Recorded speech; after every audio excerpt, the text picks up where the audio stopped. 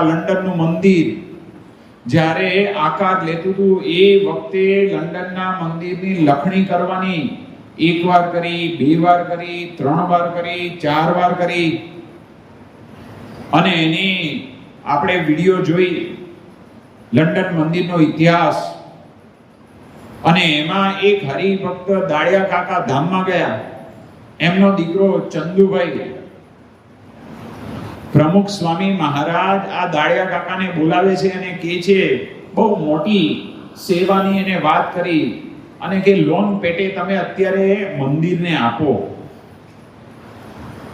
એ વખતે એમણે થોડીક આમ ઈચ્છા ઓછી વધતી દર્શાવી, આમ કઈ એમને થોડુંક આમ અઘરું લાગે, એને લાગે સ્વાભાવિક છે, કારણ કે બહુ મોટી સેવા પ્રમુખ સ્વામી મહારાજે એ માંગી હતી. અને પછી ઘરે ગયા અને વિચારો ચાલતા હતા અને ઘરે જઈને પૂછે છે એમના ધર્મપત્ની કેમ આજે આમ તમે કંઈક આમ બહુ ઊંડા વિચારમાં એવું લાગે છે કે ધંધામાં કંઈ ગડબડ થઈ છે કે ના? તો શું પ્રશ્ન છે?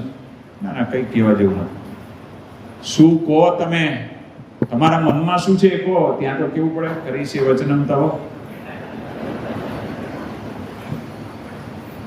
એટલે પછી કહે છે કે આજે છે પ્રમુખ સ્વામી મહારાજે ધીમે રહીને દબાતા અવાજે કે જે મને પ્રમુખ સ્વામી મહારાજે વ્યક્તિગત મુલાકાતમાં બોલાવ્યા.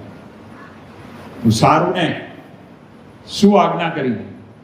હા તો સીધું એમના ધર્મપત્ની પાક્કા નિષ્ઠાવાન એ કે શું આજ્ઞા કરી? એ કે પણ હવે જવાબ કેવા જેવું નથી. શું પણ આજ્ઞા શું કરી એ તો કહો, માંડીને વાત કરો. પછી એમણે કહ્યું કે બહુ મોટી રકમ છે સેવાની માંગી. તો તમે શું કીધું? એ વખતે આ દાળિયા કાકા છે એ ઢીલો જવાબ દે છે એટલે ખબર પડી ગઈ કે મેં કીધું આટલું તો આપણાથી નહીં પહોંચાય. અને એના ધર્મપત્ની આખી રાત્રે 2 વાગ્યા સુધી કથા કરે છે કે સવારે પહેલા જઈ અને પ્રમુખ સ્વામીને જાગે ત્યારે રૂમની બહાર ઉભા રહેજો અને બહાર આવે સ્નાનાદિ કર્મ કરીને પહેલા સમાચાર આપજો કે ભાઈ આપે આગલે રાત્રે વાત કરી એ સેવા કરવા હું સમર્થ છું અને સ્વીકારું છું અને મેં તૈયારી સ્વીકારી છે. પ્રમુખ સ્વામી મહારાજ બહુ વિચક્ષણ બુદ્ધિશાળી કે આ છે ને આબુનો ઢાળ હોય ને, મહાબળેશ્વરનો ઢાળ, એ કંઈ સાદી મોટરથી નહીં, આમ સ્પેશિયલ 2 જેક લાગ્યા હશે. અને પછી કે આ શું આમ એક રાતમાં પરિવર્તન થયું? એનું કારણ શું? કારણ કે એમને આત્મીયતા દાળિયા કાકા સાથે. એટલે કે સ્વામી હું રાત્રે ઘરે ગયો અને ઘરના બધી વાત કરીને ઘરના 2 વાગ્યા સુધી મને કથા કરી કે સવારે જઈને પહેલા આ કામ કરજો એટલે હું અહીંયા આવ્યો છું. તો જો આવા ભક્તો શાસ્ત્રીજી મહારાજના સમયમાં હતા, યોગીજી મહારાજના સમયમાં હતા, પ્રમુખ સ્વામી મહારાજના સમયમાં હતા અને અત્યારે પણ એવા ભક્તો છે કે આવા સત્પુરુષનું એવા સમયે એ સેવા કરે.